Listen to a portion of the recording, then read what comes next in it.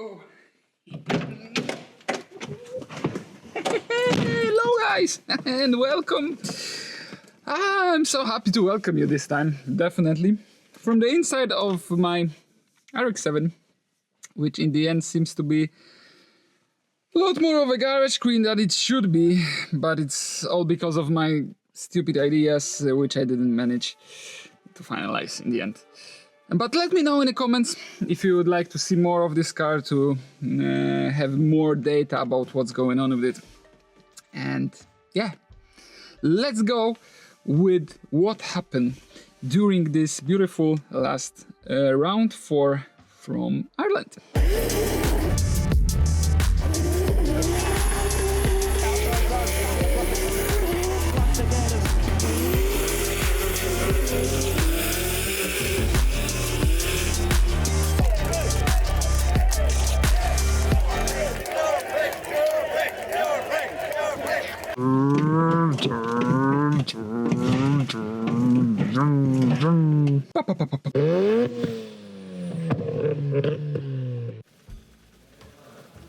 What are those noises?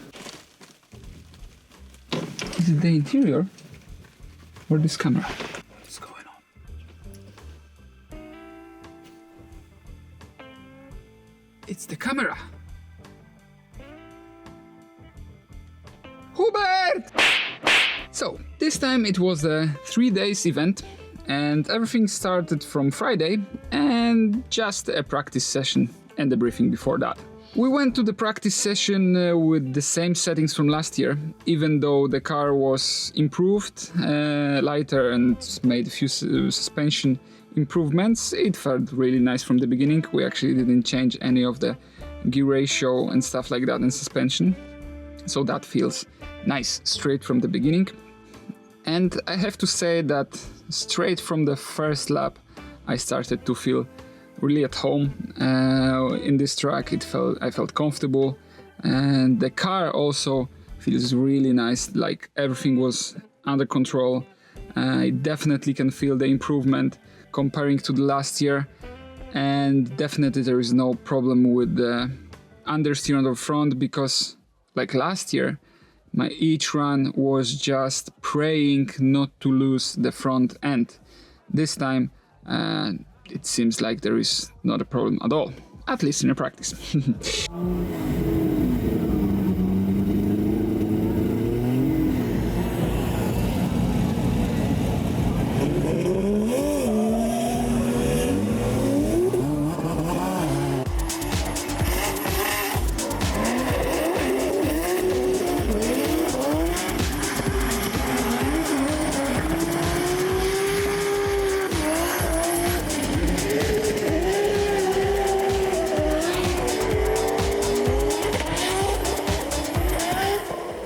Everything seems to be fine. We're just in the middle of our practice and we decided that we'll now try to have some setup for the competition so we start to grip up the car. And my first 2 laps were fine, and on my third run I felt that just after the initiation my steering wheel starts to get heavy and then normal again, then heavy again, and then just at the heaviest compression part the power steering was out. I cannot do anything, my car just wanted to go straight out of the track. When I saw that, I just slammed into brakes, grabbed my handbrake and just sprayed to decelerate as much as possible, but till the moment when I was on the tarmac it was just decelerating, but after I hit the grass I was just a passenger and going straight into the fence. Fortunately the fence was completed with this kind of a sponge which absorbs the impact really nicely. I just felt that the car bounced off it and it was like hitting some kind of a really big pillow. In the end, the only damage was the bent tie rod and the coilover, but we realized that after we fixed the car. I was happy enough that we managed to fix the car before the end of the practice session, so I went on my last practice run like 2 minutes before the end of the whole practice for the day, and I made the lap, and immediately in the warm-up I can feel that the car is some kind of soft, something is wrong. Then I went on the track, I initiate, and the car was like a bit all over the place. It doesn't feel as it was before. So the guys checked the car and it was a coilover that's slightly bent on the front right, and it wasn't visible at the beginning, but after they checked it really patiently, they found the damaged. We fixed that, and with the good mood we started the qualification day. So I felt like the car is ready, everything was checked. I made 2 runs, everything felt really nice, so we decided that we will leave it and just prepare for qualification. Just not to stress the car, make sure that everything is ready. We finished the practice, we waited for the quali, and then suddenly it starts to rain. All the practice sessions were just on the dry surface, and just when the qualification was about to start, it starts to rain. And then it starts to dry, it starts to rain slightly again, and dries up even more, if it's possible even. But the conditions were weird, let's say, and it was a turn for our run. And once we were getting closer and closer to our turn, the surface starts to dry up. It looks like it should be almost dry, but once I was warming up, I was going up to the top, I see the small bits of rain on my windshield, and so I asked my spotter with just small doubts if it's still dry, if it's how he feels that the conditions looks like, and he said yeah, it's dry, it's exactly like in practice, just do your thing, don't think about it. And I say okay, so I go to the warm-up section, and in the warm-up the grip wasn't as good. It definitely felt that there are some things that makes the surface a bit more slippery, so I asked my spotter again if he's sure that it's 100%. He said yeah, just go on and don't think even about it. Straight after the quali, he said that he was mostly nervous if he'd give me a right hint if the conditions felt okay, but as it occurs, I initiated and I felt like the grip is there, car is behaving nicely. Let's go with the run. Slots into gear as Więcek, a little incident yesterday, took the car off track into the wall. Not too much damage though, just some cosmetic stuff for the team to repair overnight. Now looking solid this weekend. Look at that, the way it flicks to angle as Więcek puts that car on that last line. Look at that, rear wheels along the edge of the circuit. That was beautiful from Więcek. Oh man, the way he got that car onto throttle straight away in that zone. This is absolutely beautiful from Piotr Więcek right now. Tail lights towards the wall, but no damage sustained as he puts the bumper towards the wall once again. And Więcek through there so fast. There are so many parts of that run I thought he was going to crash. The car was behaving nicely. I was into all of the zones, so I continued the run, flicked the car, made a nice transition to the next outside zone, connect everything, maybe with a slight correction in the last outside zone, and it just felt nice, but it was just from the inside felt like a good first quali run. And that's it. I was going to the paddock, and then usually I never want to know my scores because it doesn't help me with anything. I still need to do a second run. It doesn't matter if I score high or low, anybody still can surpass you. You need to be focused on your second run. It doesn't matter what's the score on the first run. But suddenly my dad appears on the radio and he shouted 99.5. I was like, I won't be repeating the words that I said, but I wasn't believing actually. But after a few words exchanged, I just simply get out of the car, cannot believing what just happened, and I just want to celebrate. I just want to dance, to be honest, when I realize that it's true. But there is a second run. Still, some guys can surpass you. You still need to score decent for the second run. That's what's in my head, and that's what I try to stay focused on the second run. So I waited a bit, I calmed down, I get in the car, and when I was actually on the line for the second run, I start to realize like what I should do now. What to do? Like I accidentally did almost perfect run, and what to do now? Like I was really started to be confused, but then I just calmed down and realized that's I think the only good idea is just to have fun. So that's give me a confidence for the second run, just to have fun, relax now. You don't have to push for actually nothing, because even if someone surpasses you, you will still be high. Let's just have fun. And that's what I did. I just flicked the car in. It was a bit too big angle. Immediately I need to make a small correction. But after that, I was just full throttling the car everywhere I can. And just enjoying the run. It was 96 points. After that, I have the interview with Becky, who told me that, I'm still first. But there are still like 10 guys ahead of me who can improve. But I was over like to the moon, to be honest. And I have my qualification runs done. I made really good score. It's the best score in my career. I will be celebrating definitely tonight. But in the end, it occurs that we not only were first in the qualification, but we also break the record of the highest score ever acquired in the qualification. And that was a really great feeling. Even though we didn't compete in qualification showdown, as I told you before, like 2 episodes back,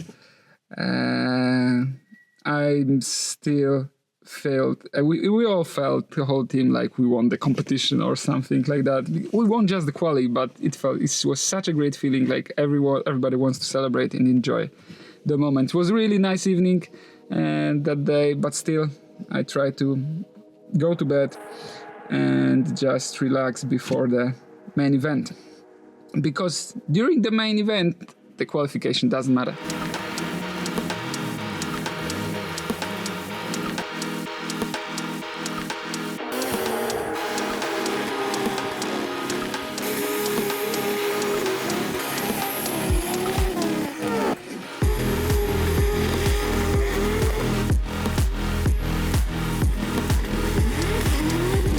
After a few warm-up runs before the battles, in which I didn't make any spectacular chase, maybe I could try a bit harder, but honestly I just want to save my focus and everything for the competition.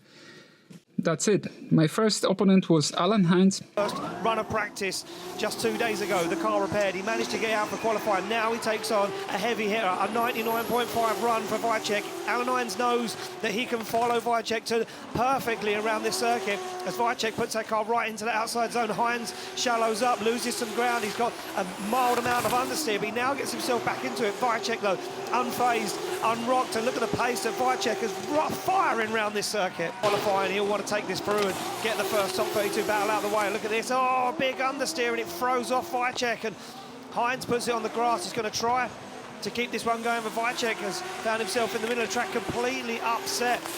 Piotr Więcek right now as Alan Hines tries to fulfill the run, and Więcek tries to find the side in the rear quarter of that S14.3 as they come across the line. Conditions were great.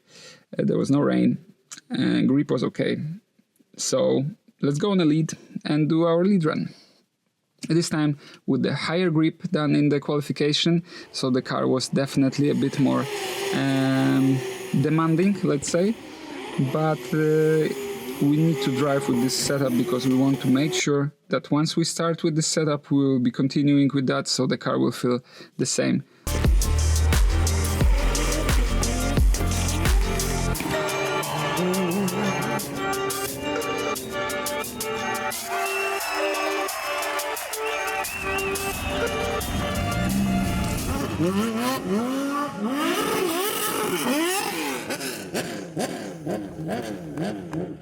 In top 16, I was about to face Simon Olsen.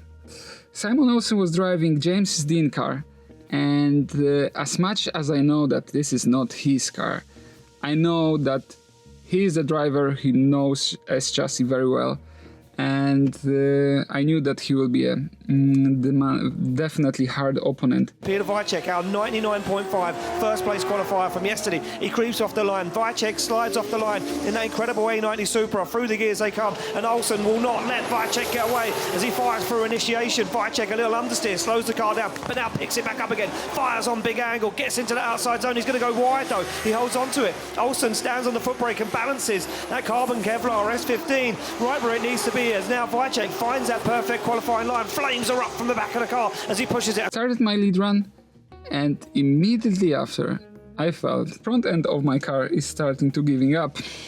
The worst feeling you can have on this track.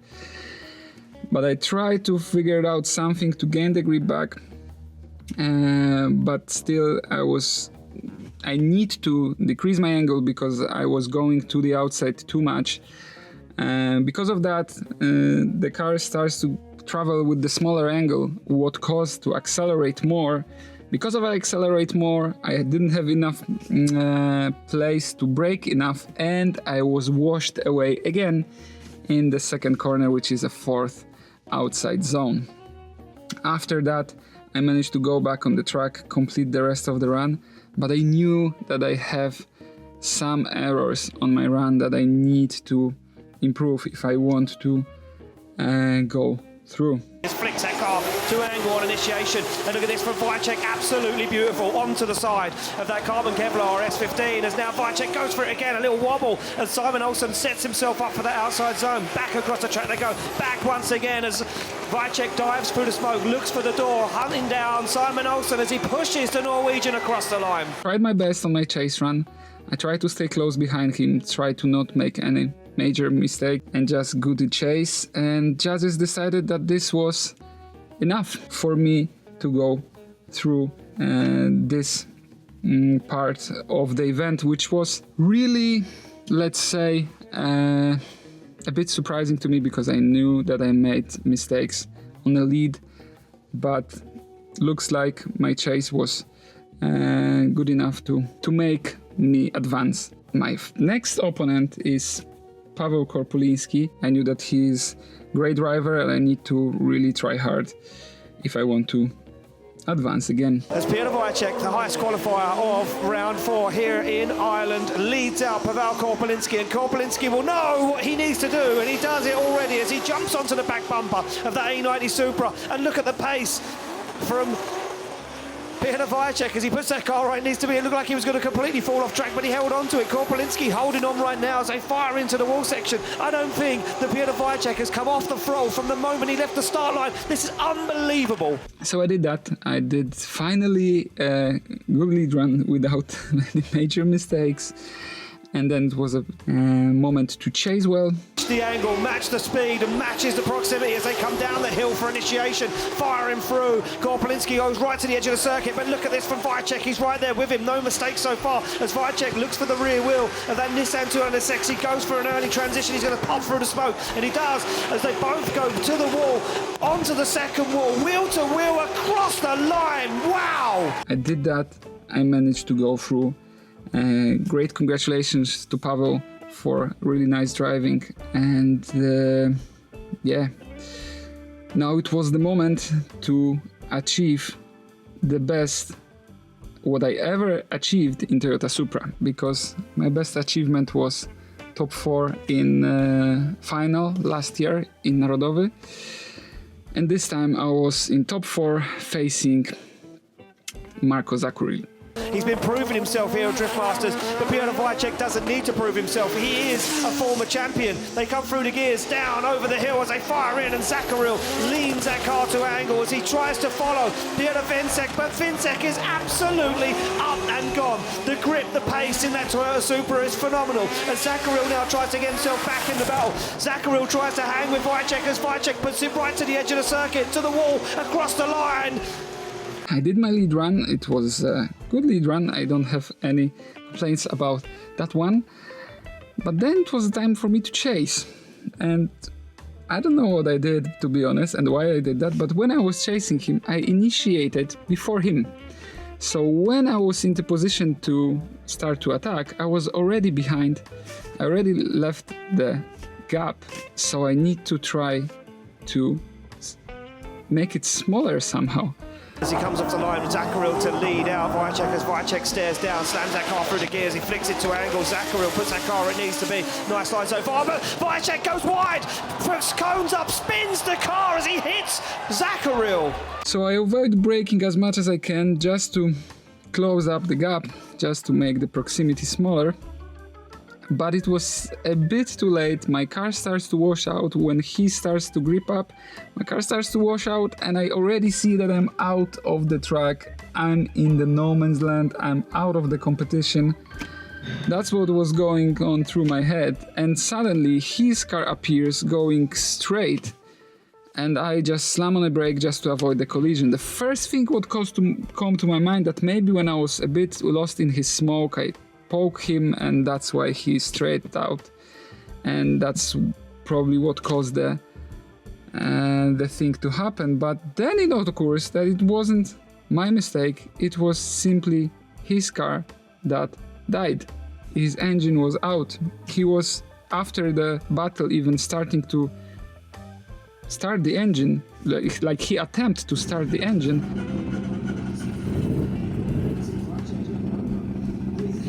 It was hearable that the compression on one of the pistons is not there.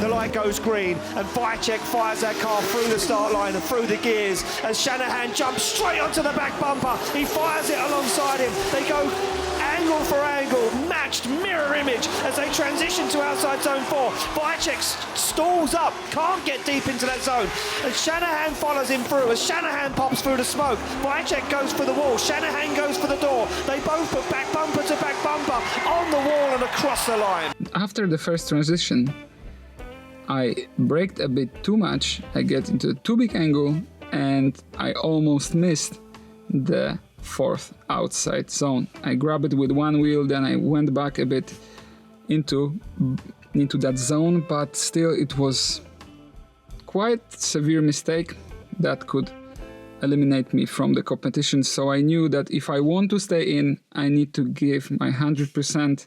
I need to give my best, and I tried to do so. Final run of round 4 of 2025 as they hammer through the gears. Vicek is focused, he knows what he needs to do, and he mirrors the angle, and he's closer than Shanahan on initiation, but Shanahan's cleaner than Vicek. Shanahan gets into the outside zone, Vicek follows him, oh, he tags the door, almost puts them both into a spin. They transition through the smoke as both cars go wheel to wheel. The bumper comes off of Vicek's car as he pushes Shanahan. I was really close to him on the inside clip. Then after the transition, managed to get close again, wrap his drawers, and transition again to the last corner. I was like decelerating, trying not to hit him, but again I want to stay close behind him. I just wrap my rim against his rear rim slightly. My front bumper even bounced off his front wheel. It detached, what I saw after on the replay, but the contact wasn't fortunately severe enough to cause Connor to make any mistakes. He managed to complete the run. He said me after that it wasn't a problem for him, he just felt that I'm close and he likes that, so he doesn't complain about that. But the judges said that fortunately again for me, I will get one more time. I was very happy that I have this opportunity to fight again, because I knew that I made a mistake in my lead run. So now I just focus not to do any mistakes in my lead, just calm down, do your thing, try to complete the run without any errors. And I did. As he slots that Red Bull Toyota GT86 into gear and comes off the line, this is it for the final time this weekend. The battle begins as Vicek fires in. Shanahan goes closer than he did before. Now starts to look for the side of that Toyota Supra as he transitions bumper to bumper. They both get into outside zone 4. No mistakes this time for either guy as they fire through. Shanahan looks for the door. He creeps up the inside as the tail lights disappear from the back of that Supra. Shanahan goes for the door across the line. But unfortunately, for Connor this time, I felt that after the finish line, he wrapped me with his front rim. And I know that those kind of wraps are really hard for rims, because I have similar things in the past, and usually it upsets the car or makes some damage. And in his case, he damaged his front rim, which caused the front tire to just detach from the car. And unfortunately for Connor and for the final, this was over. This wasn't my mistake. I tried to stay on my lead run. As I said, I tried to do as good of a lead run as I can. He was expecting, as he said to me after the battle, that I will be keeping like the same angle after the finish line, but honestly, it's a bit a lot to expect, because you need to like start to straight out, not to go out of the other side of the track and go to the grass. Everything happened just after the finish line, so judges decided it wasn't my mistake. And honestly, this time I'll be really surprised if they will say that it was my mistake. But again, I was lucky, even in the final, to get the top spot. Am I mad at this point that I had so much luck? To be honest, I'm not at all. I'm simply delighted that my whole team and everybody who was involved in building the Supra are now in a place that they can enjoy and simply have fun of winning the event. After all we've been through, even this season, previous season, even 2 seasons ago, when we started to prepare this car, we've been through so many headaches. Oh my god, it's hard to explain how many tough moments we have. Even thinking about going back to S chassis, damaging the chassis, like writing off almost the chassis 2 times. And yeah, after all of that, after all the struggle, Supra is on top. We are back on the top spot. We have a podium, and that's simply something that everybody in our team was waiting for. And we finally managed to get the top score with also a record-breaking achievement in qualification. It's it's something hard to combine, but it feels so nice, felt so good. Now we will try to prepare to Riga as good as possible, make sure that everything will be working fine, and try to gain some confidence even more, and throw aside the luck and just do everything as it's supposed to be, without the need to hope for luck, simply. So guys, thank you very much for joining. Thank you very much for cheering me up. Thank you, big thanks to everybody for kind words and for believing in us. We are back, fortunately, and fingers crossed that we will be able to stay there and fight for a top spot in the end of the season. But for now, we need to wait for next round, and yeah, see you in Riga, guys. Take care.